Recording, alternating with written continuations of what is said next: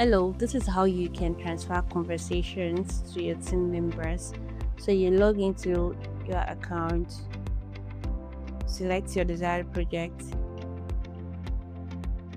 go to the bot agent under the contact center, then you select on the chat that is active. Then you can see this accept or reject button. So you click on the accept chat to take control of the conversation. So whichever of your team members clicks on the accept button, it is going to show here.